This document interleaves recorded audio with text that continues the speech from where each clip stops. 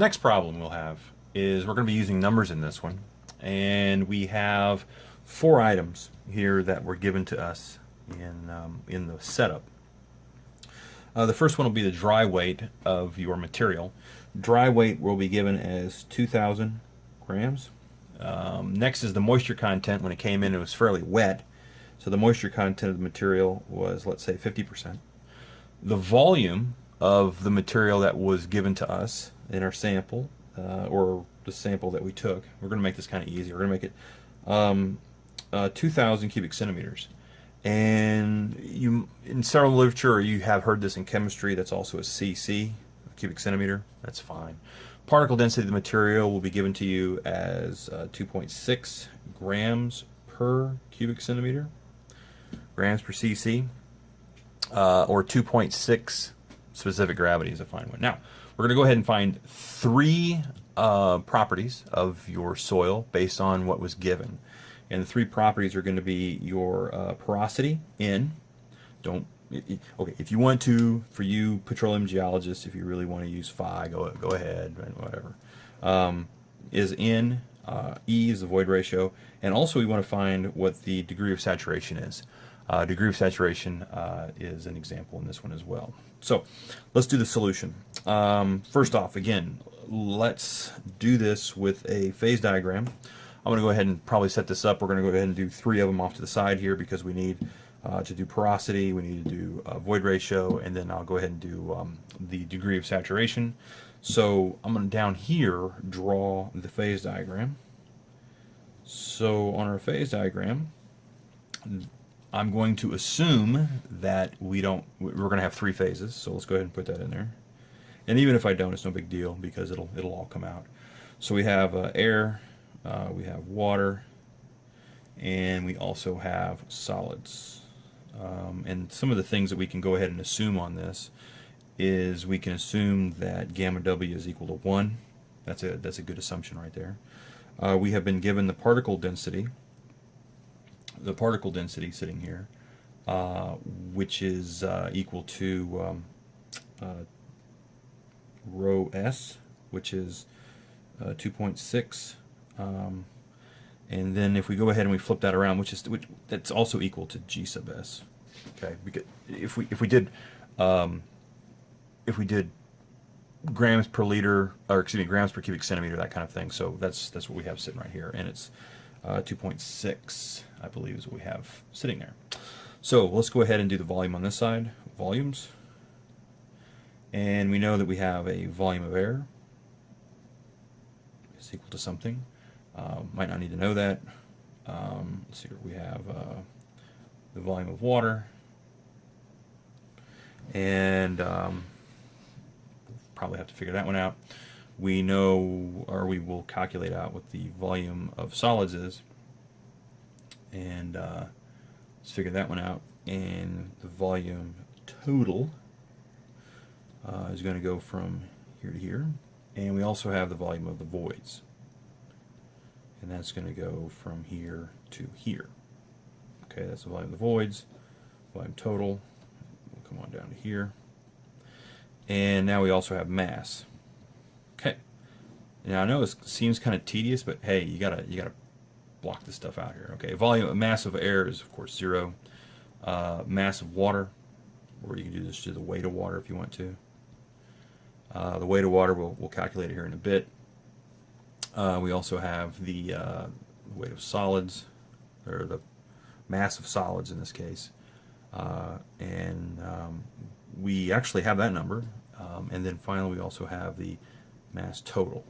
All right, so let's do some numbers in here. So we know what mass of solids is. Mass of solids is equal to 2,000 grams. Okay, because we got that from the dry weight. So we know it's 2,000 grams. Let's see here. What else do we know? We know the total volume.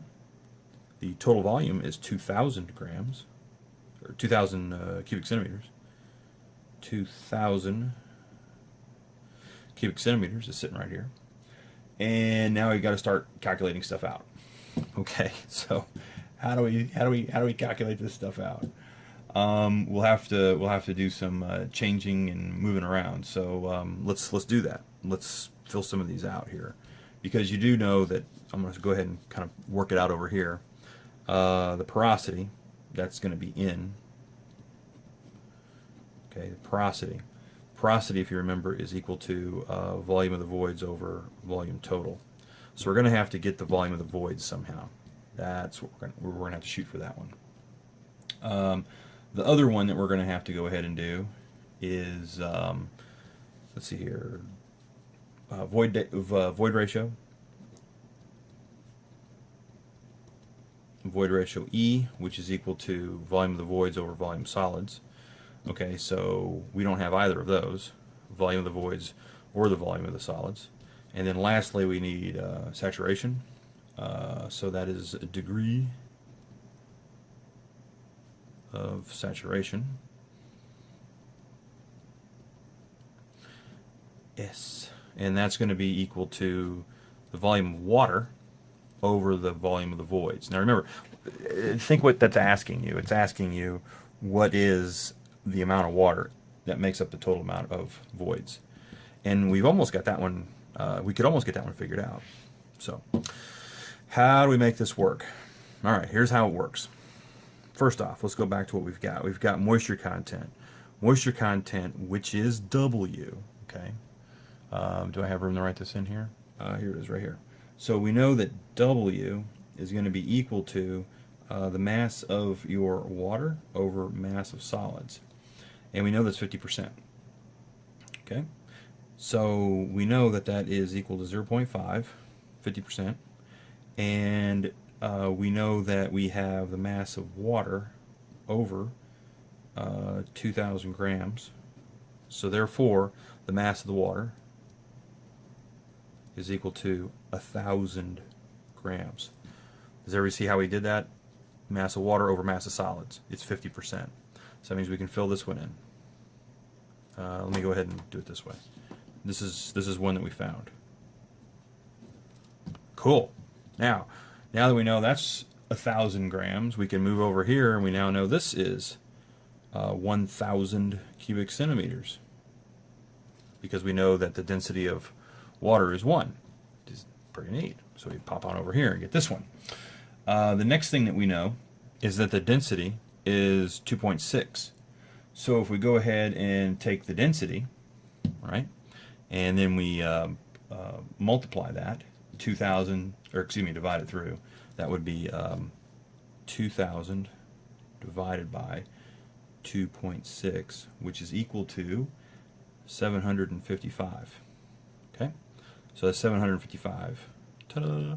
Now that we know this and we know this, now we can calculate the volume of the air. Because why? Because we know that it's 2,000 cubic centimeters. So we now know that the volume of air is 245 centimeters cubed. We can now add these two together to get the volume of the voids, and the volume of the voids will be 1,245. So ladies and gentlemen, we now have everything solved for. Oh, wait, we forgot to add this together, so that's equal to 3,000 grams. So everything is now solved for. So let's go ahead and create our solutions. So volume of the voids, real simple, is going to be 1,245 over 2,000. And I like using the units. So if we want to go ahead and use the units, we can. These are cubic centimeters over cubic centimeters. Obviously those are going to cancel out because we're going to be multiplying this anyways by 100% to make it pop out. And that's going to come out to 61.5%. It's going to be that number. Here we're looking at the volume of the voids, which is 1,245 centimeters cubed over the density, or excuse me, the mass of the solids, and the mass of the solids, excuse me, volume of the solids, sorry, volume of the solids is equal to 755 centimeters cubed, which is going to now equal 2, and we can multiply that by a percentage, is 165%. So that's something that's quite interesting, 165%. Now, one other thing to remind you is remember that your volume of the voids is equal to your porosity over 1 minus your porosity, or really good numbers to remember, or your porosity is equal to the volume of the voids over 1 plus the volume of the voids. That's something to keep and remember. So if you did that number, this should come out to that. Finally, your degree of saturation is the volume of water, which is 1,000 cubic centimeters divided by the volume of the voids, which is 1,245 cubic centimeters.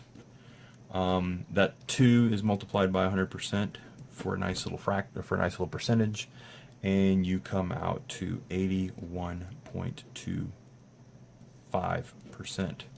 So hopefully that is a good number. That is a good number, and it's always good to box in your final answers.